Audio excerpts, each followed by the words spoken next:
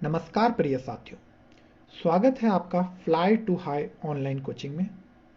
जैसा कि प्रिय साथियों आप सभी को ज्ञात है, हिमाचल प्रदेश हिस्ट्री की सीरीज हमारी शुरू हो गई है, जिसका आज पार्ट सेकंड है। इस पार्ट सेकंड में आज हम डिस्कस करने वाले हैं ट्राइबलिज्म टू जनपद आज फॉर्मेशन, जनजातियों से जनपद की स्थापना तक की बात करने वाले हैं।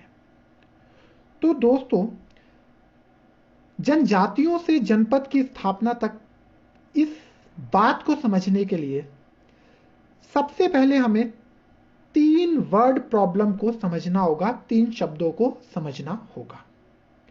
तो दोस्तों, उन 3 शब्दों में से पहला है जन, दूसरा है जनपद और तीसरा रहेगा महाजनपद। हालांकि ये हिस्ट्री में बहुत ही इंपॉर्टेंट कंसेप्ट है, जिसको हम हिमाचल प्रदेश हिस्ट्री के कंटेस्ट में करने जा रहे हैं। तो दोस्तों, अगर मैं आपको और अच्छे तरीके से समझाना चाहूं, हम जो जन है उसको द पीपल कह सकते हैं। मतलब एक परिवार के लोग, सिंगल फैमिली। और जो जनपद है उसे हम डिस्ट्रिक्ट कह सकते हैं, जिला कह सकते हैं। और जो महाजनपद है उसे हम स्टेट और प्रिंसली स्टेट के नाम से पुकार सकते हैं। तो दोस्तों, हमको जो आज के टॉपिक में पढ़ना है वो हमको जनपद को समझना है। अब जो जनपद थे वो 2 टाइप्स के थे। फर्स्ट जो जनपद था, जो कि मोनार्की सिस्टम पे चलता था, राजतंत्रीय सिस्टम पर चलता था, जहां पर एक राजा होया करता था, राजा का रूल चलता था। और जो दूसरा है वो अकॉर्डिंग टू पीपल था, मतलब द रिपब्लिक था, लोगों के द्वारा चुना हुआ शासन चला करता था। तो प्रिय साथियों, जैसा कि स्क्रीन पर आप देख पा रहे हो, ये सब कुछ हम आज डिस्कस करने वाले हैं। तो चलिए दोस्तों, शुरू करते हैं जन से, द पीपल। एक्चुअल में जन होता क्या है?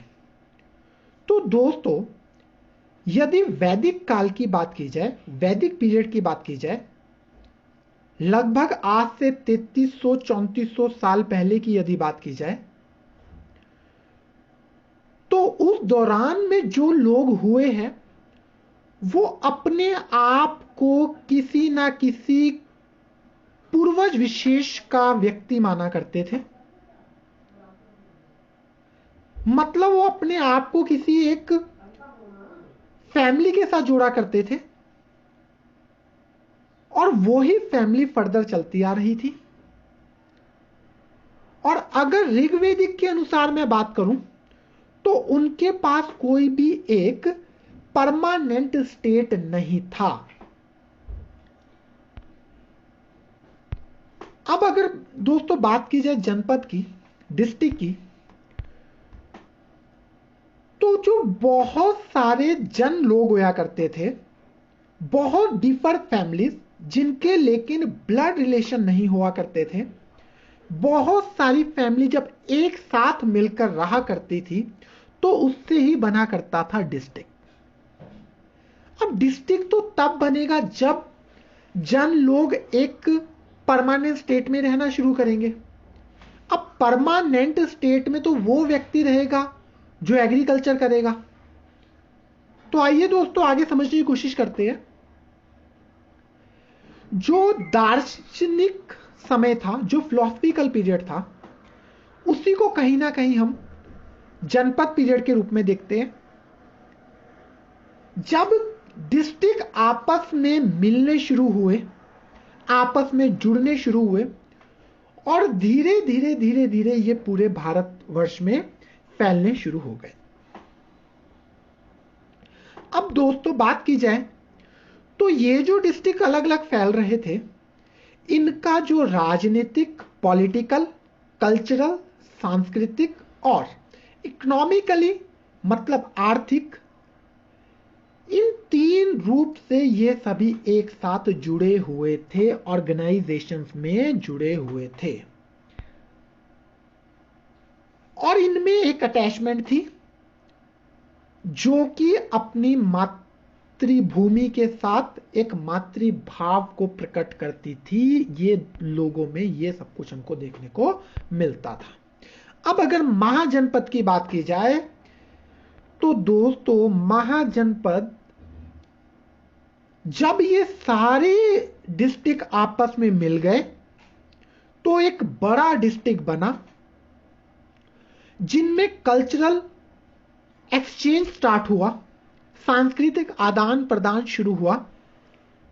लेकिन जो स्टेट था वो किसी एक व्यक्ति के हाथ पर ही रहा। तो प्रिय साथियों, जो आज का मेन टॉपिक है वो है जनपद, जहां से कहीं ना कहीं हिमाचल प्रदेश के इतिहास की शुरुआत होती दिखती है। जैसा कि मैंने आपको बताया, जनपद को हम दो तरीके से देख सकते हैं, एक मोनार्की सिस्टम जनपद और एक द रिपब्लिक जनपद। अब आखिरकार ये जनपद था क्या? तो दोस्तों, आप देख पाएंगे, आप पढ़ेंगे, जो जनपद के लोग थे वो ज्यादातर लोग क्षत्रिय थे, और जो ये क्षत्रिय लोग थे, या जनपद का नाम बोल दो या यहां के निवासियों का नाम बोल दो, ये दोनों आपस में मिलते हुए हुआ करते थे। जैसा कि जनपद का नाम था उसी के नाम से निवासियों को पुकारा जाता था, या जैसा कि निवासियों का नाम था उसी के नाम से उस जनपद को जाना जाता था। अब अगर आगे बात की जाए, ऐसा नहीं था कि ये जनपद में सिर्फ एक फैमिलीज के लोग रहा करते थे या केवल क्षत्रिय ही थे। कुछ अदर कास्ट के लोग भी यहां पर रहा करते थे, लेकिन जो जनपद का रूल था वो क्षत्रियों के हाथ में ही रहा करता था। कुछ जनपद के नाम आप अपने स्क्रीन पर पढ़ सकते हैं, जैसा कि कंबोज, गंधार और मद्र। ये कुछ एक इंपॉर्टेंट जनपद है जो कि नॉर्दर्न पार्ट में आप देख पाएंगे, इंडिया के नॉर्दर्न पार्ट में। अब आगे अगर बात की जाए तो दोस्तों, अगर हिमाचल के कंटेस्ट में या पहाड़ी राज्यों की बात करूं तो यहां पर तो छोटे छोटे जनपद रहे हैं। जैसा कि आने वाली हिस्ट्री में हम पढ़ेंगे भी, हिमाचल 30 प्रिंसली स्टेट से मर्ज होकर बना है। तो ये जो पहाड़ी छोटे छोटे जनपद थे, यहां का जो राजकाल था, यहां का जो रूल था, वो लोगों द्वारा चलाया जाता था। लेकिन जो प्लेन एरिया की बात की जाए, वहां के जो जनपद थे, वहां के जनपद राजा के हाथ में हुआ करते थे। स्क्रीन पर आप डिटेल में पढ़ सकते हैं।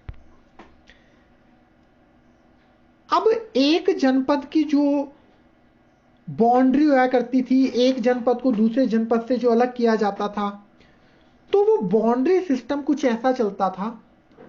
कहीं पर कोई नदी बह रही है तो नदी के पार्टीशन, नदी से परे एक जनपद हो गया, नदी से इस साइड दूसरा जनपद हो गया, पहाड़ को बाउंड्री बना दिया जाता था।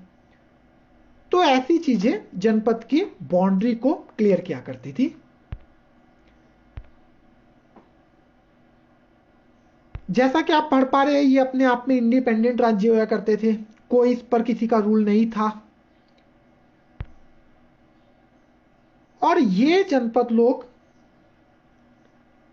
देवी देवताओं को भी माना करते थे, जैसा कि हिमाचल में हमें देखने को मिलता है।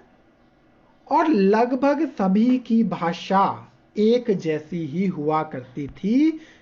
हम हिमाचल प्रदेश में ऐसा आज भी देखते हैं।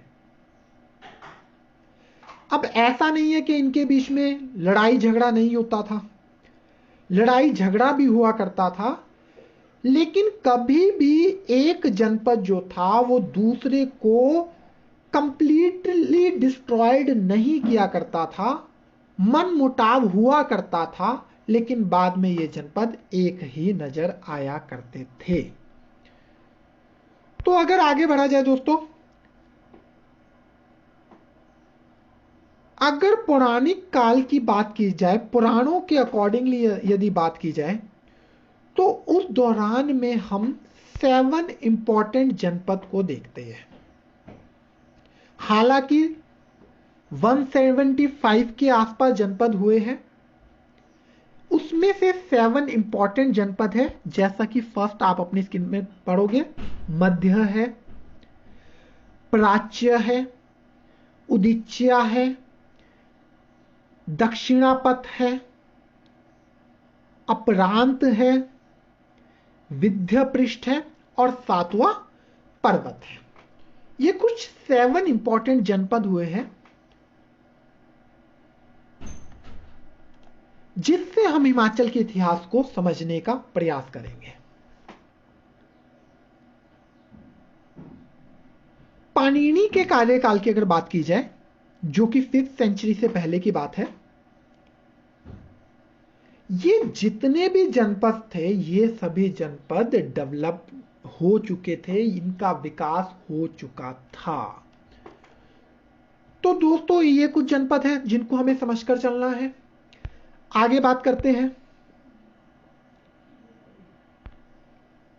ये जो पहाड़ी जनपद थे, हम इनको 2 टाइप से देख पाएंगे। जैसा कि आप अपनी स्क्रीन पर पढ़ रहे हैं, एक एरिया था त्रिगर्त कांगड़ा का, जो कांगड़ा से लेकर दारवा भिसार तक था। Under this Trigarta Gobitka, Yugandhar, Kalkut, Bharadwaj, Kulut and Kulind janapada included थे। दारवा भिसार आप पढ़ सकते हैं स्क्रीन पर किस एरिया को बोला जाता है। और जो सिंध टू कपिश कंपोज तक था, ये एरिया पड़ता है नियर गांधार महाजनपद के। अब दोस्तों, अगर बात की जाए, जो ये जनपद थे, जैसा कि आप नोट में पढ़ सकते हैं, इन जनपदों ने तांबे और चांदी के सिक्के भी चलाए, परंतु जब कुषाणों ने सोने के सिक्के चलाए तो इनके लिए यह असंभव हो गया, क्योंकि जब कोई गोल्ड के कॉइन चला रहा है तो उसके कंपैरेटिवली चांदी के सिक्के तो की वैल्यू तो कम रहेगी, तो ये ऐसा नहीं कर पाए। तो प्रिय साथियों, ये जन से जनपद और महाजनपद कैसे पड़ा, आज हमने इसको समझने का प्रयास किया। आने वाली वीडियो में अब हम हिमाचल के ट्राइबलिज्म को पढ़ेंगे। तो दोस्तों, आज इस टॉपिक के माध्यम से हम इतना तो समझ पाए कि जन से जनपद और महाजनपद कैसे बना होगा और किसे जन और जनपद और महाजनपद बोलते हैं। टॉपिक को समझने के लिए, देखने के लिए आप सभी का बहुत बहुत धन्यवाद। यदि आपको लेक्चर पसंद आ रहा हो तो इसे ज्यादा से ज्यादा शेयर करें और आप सब्सक्राइब करें। आप सभी का बहुत बहुत धन्यवाद।